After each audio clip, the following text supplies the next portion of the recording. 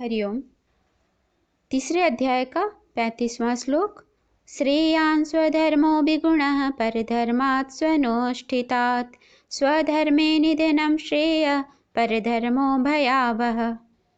यहाँ भगवान कहते हैं अपने स्वधर्म में मरना भी कल्याणकारी है और दूसरे के धर्म यानी परधर्म में मरना भी बड़ा भयानक है। धर्म क्या है? धर्म यानी जो हमें होना चाहिए, जो हमें प्राप्त करना है, वो धर्म है। स्वधर्म यानी किस तरह से, किस प्रकार से हम धार्मिक हो सकते हैं। और परधर्म यानी किस प्रकार से हम धार्मिक तो कभी नहीं हो सकते। जैसे क्षत्रिय है तो उसका धर्म है एक योद्धा बनना, उसका धर्म है। शूद्र है तो वह सेवक ही बनेगा, नौकरी ही करेगा। वैश्य है तो बिजनेसमैन ही बनेगा। लेकिन हम मनुष्य हैं तो हमारी सबसे बड़ी जरूरी क्या है? आध्यात्मिक होना। आध्यात्मिक यानी आत्मा परमात्मा प्राप्त करना सबसे बड़ा धर्म है हमारे लिए। भले शरीर के वर्ण आश्रम जाति के हिसाब से शरीर संसार चलाने के लिए ठीक है, अपने अपने स्वभाव और वर्ण के हिसाब से हम अपने अपने व्यवसाय में लग जाते हैं। तो कोई डॉक्टर, कोई इंजीनियर, कोई बिजनेसमैन बनते हैं। लेकिन वह बनने के लिए जो प्रक्रिया है वह हमारा स्वधर्म कहलाता है। किस प्रकार से, किस तरह से हम हमारे कार्य में आगे बढ़ते हैं। गलत ढंग से, गलत तरीकों से बढ़ते हैं कि सही तरीकों से। किस प्रकार गलत तरीकों से हम वह बनते हैं, चाहे डॉक्टर बने, चाहे इंजीनियर, चाहे बिजनेसमैन, जो भी गलत तरीका से बनता है वह परधर्म कहलाता है। कर्तव्य कर्म अगर सही हैं तो स्वधर्म हुआ और कर्तव्य कर्म अगर गलत हैं तो परधर्म कहलाता है। एक है कर्तव्य कर्म, दूसरा है हमारा अध्यात्म धर्म यानी अपनी आत्मा को पाना। लेकिन यहाँ ये बात नहीं हो रही, यहाँ हो रही है स्वधर्म की परिभाषा क्या हो सकती है ये बता रहे हैं।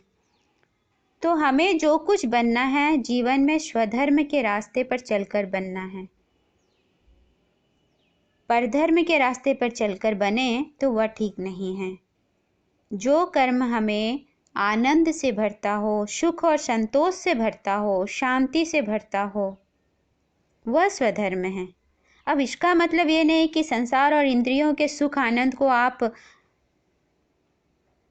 उस सुख शांति से मिला लें, आप प्राप्त करने में लग जाएं। वो आनंद तो क्षणिक है, वो तो नश्वर है और शांति भी नहीं मिलती।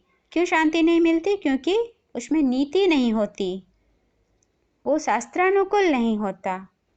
जो कर्म हमें नीति और धर्म से जोड़ती हो, जो सुख शांति और संतोष आनंद से भर देने वाला हो, वह स्वधर्म है। धोखा देना, झूठ बोलना, दुख पीड़ा देना, हिंसा करना, ये सब अनीति है। तनावपूर्वक कर्म करें, ये सब अधर्म से हमें जोड़ता है। सांसारिक आकांक्षाओं को पूरा करने के लिए स्वधर्म पूर्वक कर्म करेंगे तो राग द्वेष रहित कर्म होंगे।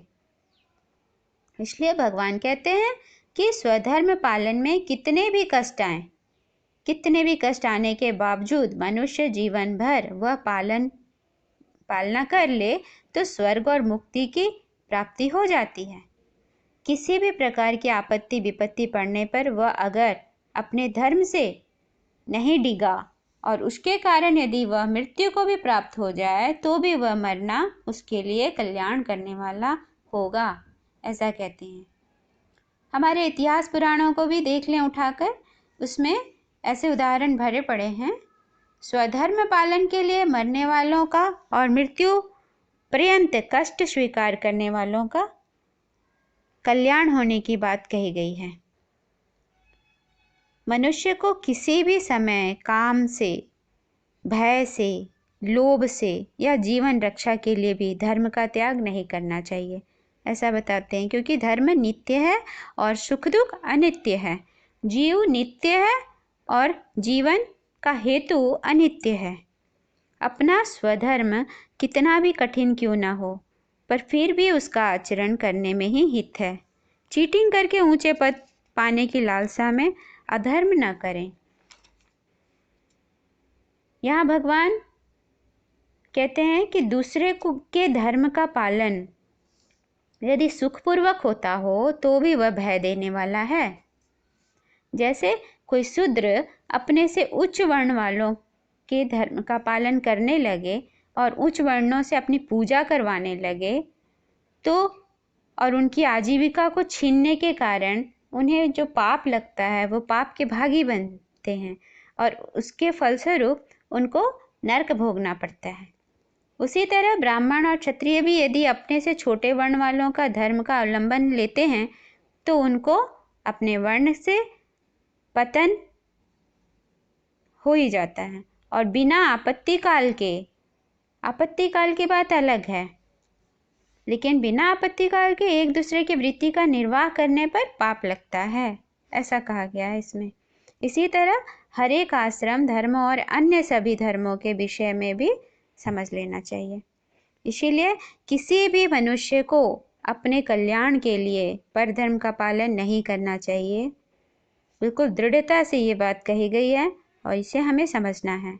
दूसरे का धर्म कितना भी गुण संपन्न क्यों न दिखे, पर वह जिसका धर्म है उसी के लिए है, दूसरे के लिए तो वह भय देने वाला ही है, कल्याणकारी नहीं है। हरि ओम।